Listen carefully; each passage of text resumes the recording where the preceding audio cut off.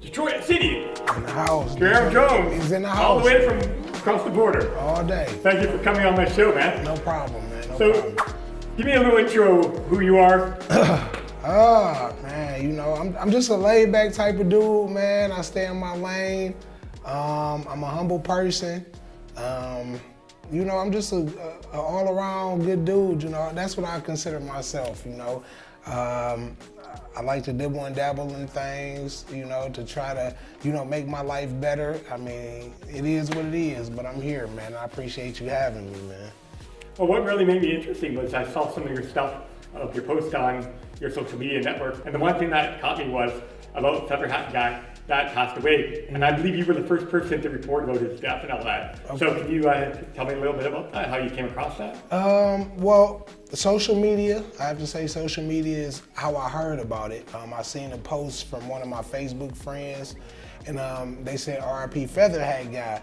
So I'm looking, I'm like, you know, let me wait a minute. I just want to see if it's true or not, because, you know, like social media, a lot of things go on social media that may not have truth to it. But I seen that and I checked a couple sources and it was true. So I'm like, you know, I'm gonna do a video about it. You know, I have been around Feather Hat Guy. I've seen him through my years of coming to Windsor. He was a well-known individual, had a lot of respect. A lot of people had opinions on him, and I mean, whether it's good or bad, I just knew that was a person that was a legendary icon in the city of Windsor, and he has been here since I've been coming, so I had to do a video on it. Yeah. Have you ever interviewed him? No, I never interviewed. You know what? The times that I've been around Feather Hat Man or seen him, I was not into the interviewing thing. That was not a thing that I was doing at the present time, so I didn't get a chance. But that would have been a person that I truly would have liked to interview. And what attracted you to coming over across from the border to Windsor? Years ago. When I first came to Windsor, it was with my mom and dad. They had a friend over here.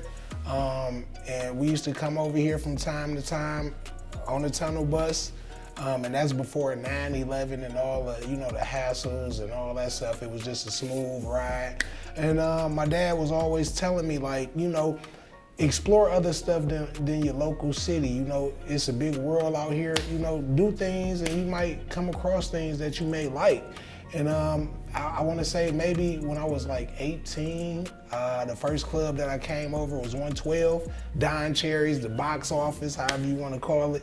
And that was my introduction to Windsor. Till now you've been coming in now, right? Until now, I'm still coming over here.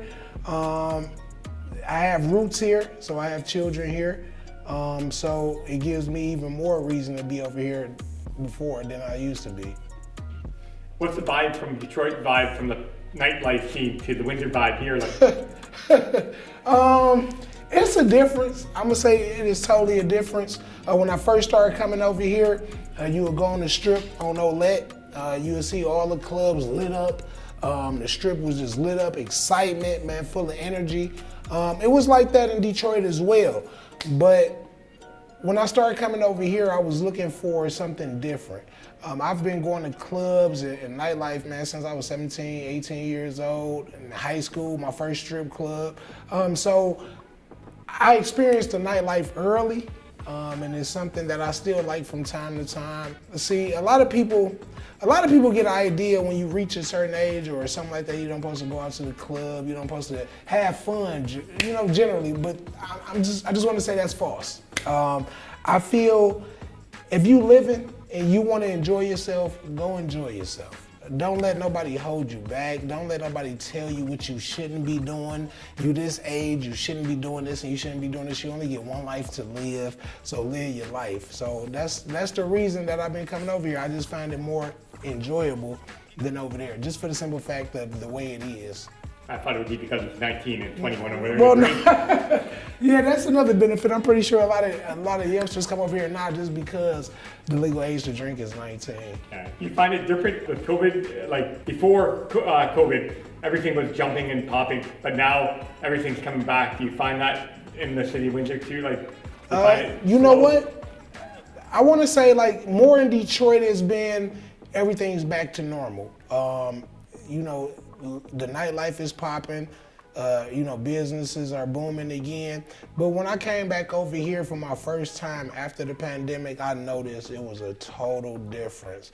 I noticed that, the same people that you seen before the pandemic, a lot of those people are no longer going out. You don't see the familiar faces that you used to see.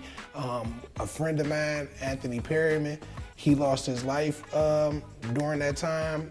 And that's one of the things that, is a memory for me still coming over here. And at first it was kind of difficult because, when I was coming over here, we would always talk, hey man, I'm coming over here, man, we're gonna meet at the casino, we're gonna go here, we're gonna go here. And when I heard he lost his life, it kind of felt different when I was crossing over here. It didn't have that same, I don't know, I really don't know how to explain it. It was just a feeling that wasn't in me no more. And the more I started coming over here, it started feeling different. It wasn't the same. So, and I understand, as life comes, things change. Nothing stays the same forever, but I just wasn't expecting it as fast as it did. So, that's kind of like my take on the pandemic and, COVID things. And my condolences to your friend. I appreciate you. Yeah. Also, I noticed that you interviewed, I'm going to say his name wrong, probably Counselor Agostino. Yeah, Augustino, yeah. What was your take interviewing him? It was good, Mr. Augustino, I've been knowing him for years. He's a business person. He had businesses downtown Windsor, Boom Boom Room. And I was surprised when I heard that he was into politics now. So I just wanted to, really get a sense of how is that for him now? What's the difference from owning a business in downtown Windsor to politics? So, what was the crossover? You notice that a different vibe of how he cares about the downtown, like how you care about the downtown, exactly. How he wants to change everything. Exactly. I feel in life, you may be used to doing certain things, but then at some point in your life, you start thinking of stuff that really matters, what's really important. It's good to have fun, but it's also good to know that time stops for nobody. Time is going to continue going, and you can either get left behind or you can roll with the times. So, that shout out to Mr. Augustino, he feel the passion for politics, and I'm all for it. Yeah, he's doing amazing things for the downtown with the painting, the murals, and all that. And there you go. Yeah, and on Border City TV, you have you just recently did an interview about 50 Cent coming to town, and 50 Cent, he got a plan of building a strip club in Detroit. He cool with Eminem, and we know Detroit.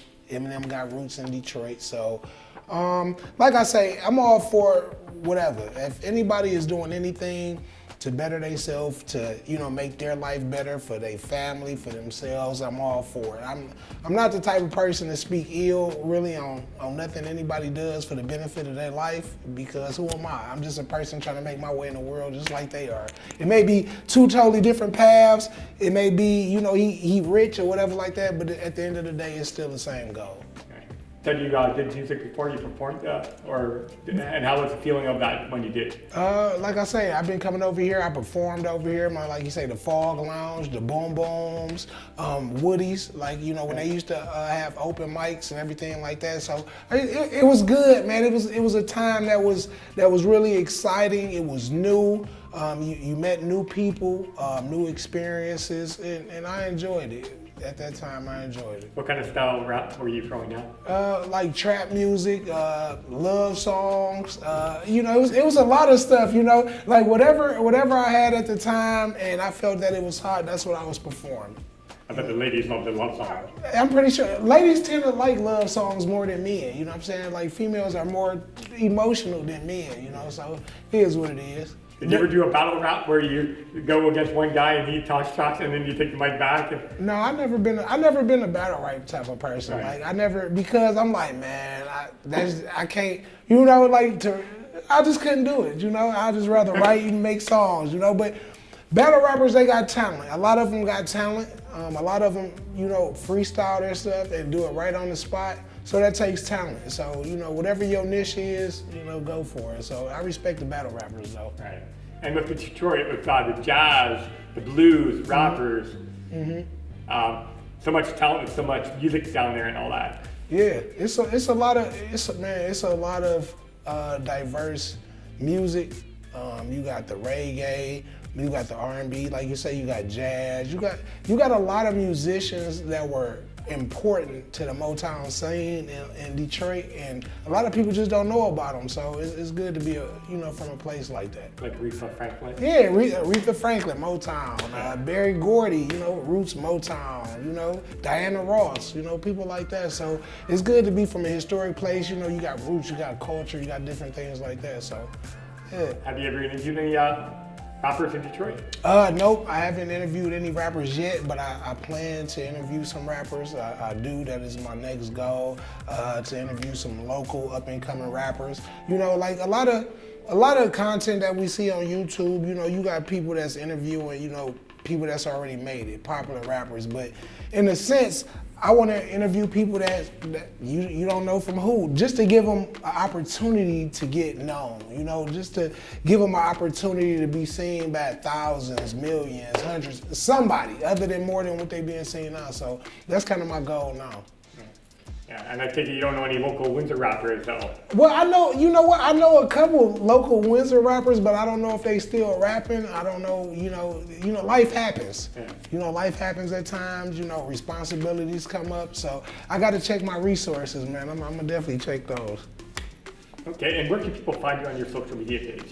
You can find me at NoCapZoneTv on YouTube, NoCapZoneTV on TikTok, Border City TV on YouTube, and Border City TV on TikTok. Okay, people can find this interview at my website, freedomforjournalists.com, or on Journalists. YouTube, and type in freedomforjournalists.com in the search box, and this interview will appear.